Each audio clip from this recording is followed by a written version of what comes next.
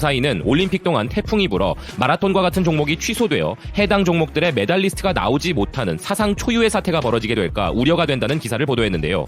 이것은 단순한 우려가 아니라 일본에서는 지금 실제로 그런 일이 벌어지고 있는 상황입니다. 19호 태풍 하기비스로 인하여 인명피해와 심각한 재난사태가 벌어진 일본에서는 럭비 월드컵이 한창 진행 중이었는데 태풍으로 인하여 럭비 월드컵 사상 최초로 경기가 중지된 것입니다. 그래서 일본은 내년 7월에서 9월에 벌어지는 도쿄올림픽과 패럴림픽에서도 충분히 이런 일이 벌어질 것을 우려하고 경계하고 있다는 것인데요. 대회조직위원회는 과거에 이처럼 태풍을 경계해야 하는 대회는 없었다며 만일의 경우에 대한 대책을 검토하고 있다고 전하고 있습니다. 일본 육상경기연맹 관계자에 따르면 올림픽의 마지막 날에 예정되어 있는 남자 마라톤 경기가 태풍 통과 등의 경우 취소될 가능성이 높다고 전하고 있는데요. 국제올림픽위원회 헌장에는 대회 기간은 16일을 초과할 수 없다고 명시되어 있어 기간 연장은 전혀 상정하지 않고 있으며 일정을 앞당기기도 어렵기 때문에 여자 마라톤과 경보의 중단 가능성도 전망하고 있다고 밝히고 있습니다.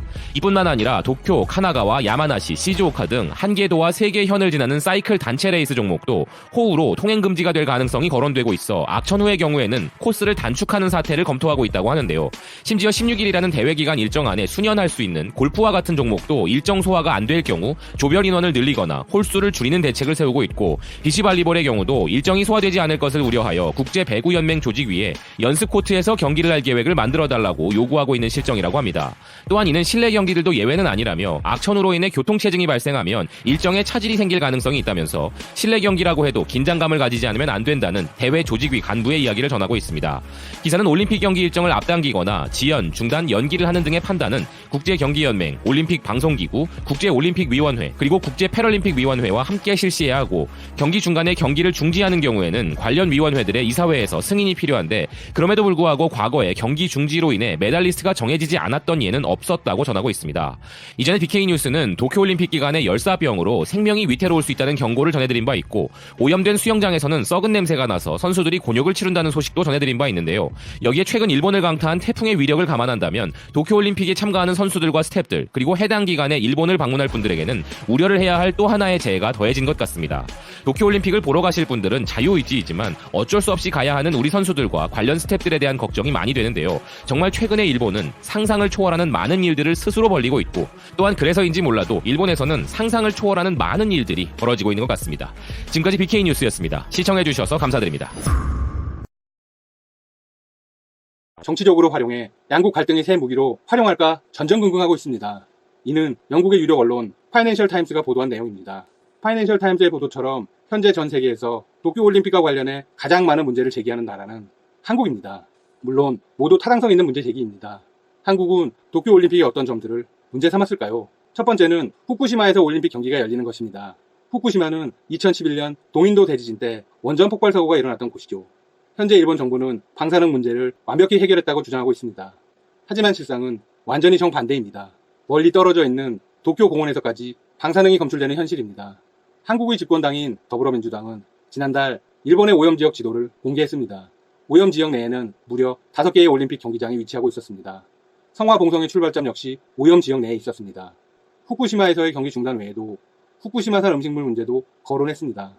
일본의 올림픽 당국은 후쿠시마 음식을 선수들에게 제공한다고 밝혔습니다.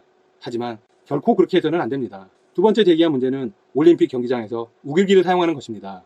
한국에 대한 체육회는 국제올림픽위원회 IOC에 정식으로 금지 요청을 했습니다. 일본의 관리들과 시민들은 2020년 도쿄올림픽이 정치적인 분쟁에 휘말리지 않을까 불안해하고 있습니다. 올림픽 정신은 화합 그리고 평화입니다. 하지만 도쿄올림픽은 완벽히 반대의 길을 걷고 있죠. 일본의 스가 관방장관은 이렇게 주장했습니다. 한국이 올림픽에 대해 해로운 소문을 퍼뜨리고 있다. 특히 후쿠시마 지역을 문제 삼는 것에 대해서는 거의 광적인 분노를 표출했습니다. 이는 파이낸셜 타임스도 보도한 내용입니다. 일본이 후쿠시마 문제에 민감한 이유는 아베 정권의 뿌리와도 관계가 있기 때문입니다. 아베 총리가 이번 올림픽에서 이루고자 하는 바는 여러 가지입니다. 내수의 성장과 관광객 대거 유치 등등이죠.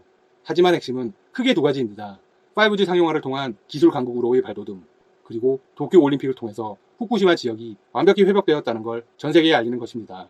파이낸셜 타임스는 우길기 문제에 대해서는 일본의 주장을 지지하는 모양새를 보였습니다. 우길기가 일본 민족주의자들에 의해서 사용되기도 하지만 많은 상품에 흔하게 사용되는 디자인이라는 겁니다. 역시 유럽의 입장은 우길기에 꽤 관대합니다. 나치의 상징인 하켄크로이츠와는 다르게 해석하죠. 상황이 어떻든 일본은 한국의 도움 없이 도쿄올림픽을 성공시키기 어렵습니다. 5G 관련 기술은 한국의 삼성전자와 중국의 화웨이가 주도하고 있습니다. 5G 스마트폰 역시 마찬가지죠. 중국과 손을 잡을 수 없으니 결국 한국의 도움을 요청해야 합니다. 또한 일본이 목표한 해외 방문객 수도 한국인들의 협조 없이는 달성이 불가능합니다. 일본, 과연 도쿄올림픽을 잘 성공시킬 수 있을까요? 참 궁금합니다. 닥터시사TV가 꾸준히 지켜보겠습니다. 시청해주셔서 감사합니다. 구독과 좋아요 부탁드립니다. 파이낸셜 타임스는 한국의 원전 사고가 난 일본 후쿠시마현에서 올림픽 경기 일부가 개최되는 것을 문제 삼고 있으며 도쿄올림픽에서 우기기가 사용되는 것을 금지해줄 것을 국제올림픽위원회에 요청했다고 전했습니다. 일본은 이 때문에 2020년 도쿄올림픽이 정치적 분쟁에 휘말릴 수 있는 것을 심각하게 우려하고 있다는 것입니다. 파이낸셜 타임스는 더불어민주당이 지난달 공개한 방사능 오염 지도를 거론했는데 여기엔 5개 올림픽 경기장이 후쿠시마의 오염지역 내에 위치해 있으며 성화봉송의 출발점 역시 오염지역 내에 있음을 보여주었다고 했습니다. 한국의 민간단체들이 후쿠시마 음식물을 도쿄올림픽에 사용하는 것을 금지하고 후쿠시마 지역 내 성화봉송을 취소할 것을 도쿄올림픽 조직위원회에 요구한 것도 언급했습니다. 실제로 일본은 한국의 이런 움직임이 계속되면 내년 도쿄올림픽을 치르는데 문제가 있다고 인식하고 있습니다. 게다가 지난 12일에는 태풍 하기비스가 몰고 온 폭우에 후쿠시마 원전 사고로 발생한 방패물이 유출된 것이 보도되기도 했습니다. 상황이 이렇다 보니 일본 정부는 한국을 더욱 의식하지 않을 수 없게 되었습니다. 한국의 시민 방사능 감시센터와 환경운동연합이 일본 후생 노동성의 농수산물 방사능 검사 결과 보고서를 발표했습니다. 일본 후생 노동청이 밝힌 후쿠시마 인근 14개현 농축수산물 방사능 초과 건수를 지역별로 보면 후쿠시마현이 814건, 미야기현이 361건, 토지키현이 191건, 군마현이 237건 등 전 지역에서 확인됐고 총 1849건의 기준초과 농축수산물이 발견되었습니다. 검사 대상 농산물 18.1%에서 세슘이 검출되었는데 일본의 방사능 제험 조치에도 여전히 위험하다는 것을 보여주었습니다. 우리 정부는 일본의 방사능 오염수 방류에 대해 태평양과 한반도 등 한국을 포함한 인접국가 연대에 대처하겠다고 밝혔고 박영구 문체부 장관은 지난 2일 국정감사에서 도쿄올림픽 선수들의 안전에 대해 국제올림픽위원회와 도쿄올림픽 조직위원회에 계속 문제를 제기하고 있다고 했습니다. 이런 한국의 움직임에 대해 일본의 스가 관방장관은 한국이 해로운 소문을 퍼뜨리고 있다고 경고하는 등 일본은 특히 후쿠시마 재난 지역을 문제 삼고 있다는 것에 분노하고 있다고 했습니다. 하지만 한국의 문제 제기로 인해 이젠 세계 곳곳에서도 도쿄올림픽의 안정성에 대해 우려를 제기하고 있습니다. 영국 익스프레스지는 후쿠시마 관광 위협에도 일본 정부는 주민들의 귀환을 추진한다는 제목의 기사를 내보냈습니다. 주민들이 권유받은 지역은 안전 기준치보다 20배나 높은 방사능 수치가 기록된 곳이라고 지적했습니다. 올림픽을 열기 전 해당 지역이 안전하다는 것을 보여주려고 피난용 공공숙소에서 사람들을 방사능 위험 지역으로 내몰고 있다는 것이었습니다. 지난 7월 24일 일본 도쿄 신주쿠에서는 노올림픽 시위가 열리기도 했습니다. 영국과 브라질, 인도네시아, 한국, 일본 등 다국적 시민단체가 참여해 도쿄올림픽 반대를 외쳤습니다. 프랑스 파리 시장 후보인 다니엘 시모네과 시민운동가 프레데릭 바알레는 도쿄 방사능 올림픽은 안 된다고 쓰인 현수막을 들고 신주쿠 거리를 행진했습니다. 10월 UN 국제해사기구의 국가 간 협의회에서 그린피스는 후쿠시마 원전 오염수에 태평양 방류 반대 입장을 6만 명의 서명과 함께 일본 정부에 전달하기도 했습니다. 지난 10일 종로에서는 한국의 민간단체들이 모여 2020년 도쿄올림픽에 후쿠시마 경기 성화봉송 농수산물 반대 국제 캠페인을 출범했습니다. 여기서 중요한 것을 천명했습니다.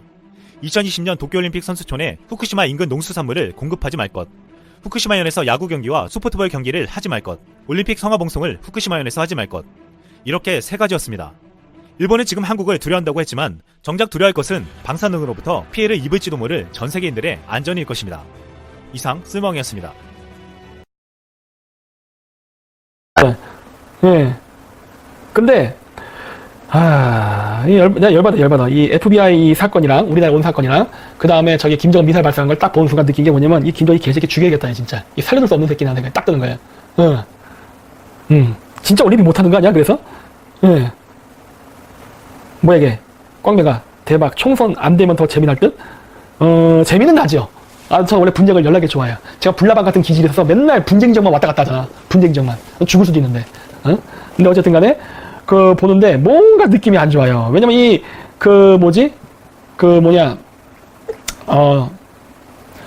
비트코인이 심각한 문제예요. 이거는 그냥 김정은을 북한을 없애버려야만 해결될 수 있는 문제인 것 같아, 내가 봤을 때는. 예. 그런 생각을 했어요, 내가 그런 생각을. 이것이 안 하면은 개판되게 생겼어, 지금. 그러니까, 세계 질서가 흔들리게 생겼어. 네. 그래서 그래요, 내가. 그리고 원래 저는, 이 국제정치를 바라보는 기준이 굉장히 냉정합니다. 제가 또 그런 거 하나는 또 냉정해요. 이 전체적인 질서와 그림을 깨는 행위거든요, 이거는. 북한의 지금 행위는. 그래서, 이런 행위가 발생했을 때는, 그냥 무지도 따지지 말고 제거하는 게 답이에요, 그냥. 예. 이게. 뭐 사드가 뜰까요? 이제 우리 힘으로 좀 해보자고, 우리 힘으로. 이거 맨날, 남의 나라 힘을 빌리려 그래. 그리고, 오늘 CPEC에서 안 건데, 이스라엘에서도 CPEC 할 거랍니다. 그래서 저 구경 가겠다고 했어요. 오늘 이스라엘 사람을 만났거든요. 그랬더니 자기네들이 하려고 와서 준비 중에 있다 그러더라고. 그래서 한국도 벤치마킹 할 겸 겸사겸사 왔다고 하는데, 하면은 갈 겁니다. 애들 미쳐버리겠어, 진짜. 이 새끼들 진짜 하는 거 보면은. 얘들 진짜. 그러니까, 이게 그냥 제 생각이 약간 볼턴하고 좀 닮아있다. 왜냐? 나는 문제가 있으면은 물리적 제거를 해버리지 살려두지 않거든. 근데, 이제 점점 그렇게 해야 될 것만 같은, 느낌이 들어요. 누구에게 또, 서동형님, 이스라엘로도 빤스런. 그렇죠. 이스라엘로도 빤스런을 또 해야 됩니다. 예. 그러니까 지금 그 시팩, 그 재밌는 얘기 해주더라고. 유태인은 우파가 별로 없대요. 뭐 그런 얘기를 하는데, 자기네들은 뭐 좌파우파라는 이념보다는 좀 종교적인 다른 생각을 하기 때문에 뭐 그렇다 얘기하는데, 뭐 좋다 이거야, 뭐. 어쨌든 간에, 할 수 있는 사람들이 있으면 빨리 우리 편으로 모아야죠. 비트코인 문제 해결하려면 새로운 코인 활성화도 힘들죠? 힘들어요. 예, 힘들어. 어떤 분들은 그래요. 그냥 단순한 공학적인 문제로만, 기술적인 문제로 해가지고, 비트코인은 세계적 추세다. 맞아요. 그거는 맞는데, 예를 들어 그런 거죠. 물물 교환 시대에서 화폐 교환 시대로 넘어가는 거는 추세다. 이제 인류의 문명이 발달하고 거래량이 늘어나면서. 그거는 맞죠. 근데, 그렇다고 해서 그 화폐 발행권을 도둑놈한테 줄 수 있어요? 그건 안 되잖아. 그래서 그런 거예요, 지금. 그러니까, 가상화폐의 세계화적인 추세는 막을 수 없는 겁니다. 저도 그건 동의해요. 그러나, 그런 거를 공산당이 갖고 흔들면 큰일 난다예요. 그래서 그걸 막아야 된다는 거예요. 블록체인 기술이 좋은 거죠. 그거는 좋고 나쁘고를 떠나서 그거는 단순한 도구이기 때문에 누가 그거를 주도하느냐가 중요해요. 그러니까 똑같은 칼이라도 살인범이 들면은 살인의 무기가 되지만 요리사가 들게 되면은 우리에게 맛있는 음식을 제공한다니까. 도구예요, 도구. 그냥 여러분들 거기에 선과학이 없다고. 근데 쓰는 사람이 문제인 거야, 그거를. 그래서 비트코인을 그런 악용할 여지가 있는 사람들에게 발행권을 준다는 거는 있을 수 없습니다. 네, 그건 전 절대 반대예요. 비트코인을 좋은 목적으로 쓰지 않을 사람들에게 발행권을 넘긴다는 거는 있을 수 없어요. 그래서 지금 만들어 놓은 달러 체계가 문제가 많죠. 근데 많다고 해서 비트코인을 갖다가 빨갱이가 발행하게 만든다? 그거는 절대 하면 안 되는 겁니다. 그래서 그런 걸 하려고 하면은 조져버려야 돼요. 그건 어쩔 수 없어. 어떤 사람들은 그래, 음모론자 이런 얘기할 때 그래요. 미국이 달러를 지키기 위해서 남이 나라랑 전쟁한다. 그래요? 그러면 나빠요? 난 이런 생각까지 하는 거야. 그게 나빠? 이런 생각이 드는 거예요. 왜? 그 패권에 도전한 나라들을 보면 하나같이 공산주의 국가란 말이야. 공산주의 국가. 그럼 그 공산주의 국가 그 패권을 갖기를 원해요, 여러분들은? 이걸 생각해야지. 그래서 제가 아니라고 하는 거예요. 그리고 전쟁이라는 거는 외교의 다른 방식입니다. 외교는 말로 하는 것, 전쟁은 외교를 주먹으로 하는 거예요. 둘 다 외교예요. 여러분들은 전쟁의 반대말을 평화라고 생각하는데 아니에요. 그냥 전쟁은 외교의 한 부분일 뿐이라니까. 그래서 이런 것들을 잘 해야 된단 말이야, 진짜. 근데 우리나라가 지금 이걸 지금 어마어마하게 못하고 있어요. 이번에 승훈이가 질문한 게 그거였죠. 제가 궁금했던 내용이죠. 뭐예요? 북한이 친미적으로 행동하고 남한이 반미적으로 행동하게 될 경우 미국은 한국과 군사동맹 관계를 유지할 수 있는가? 그러니까 현재와 같은 상태를 유지할 수 있는가? 아주 어려운 질문이죠. 근데 거기에서 그런 얘기를 했죠. 그 마지막 결론은 뭐였어요? 말을 좀 빙빙 돌리긴 했지만 결론은 뭐다? 김정은이란 주어는 뺐지만 그런 얘기를 했죠. 멍청이를 끌고 가기 위해서 동맹을 벌이는 행위는 하지 않는다. 암시가 있는 거죠. 그러니까 아직 좀 우리가 좀 마음에 들진 않지만 그렇다고 여태까지 만들어 놓은 한미 동맹을 굳이 무너뜨리기는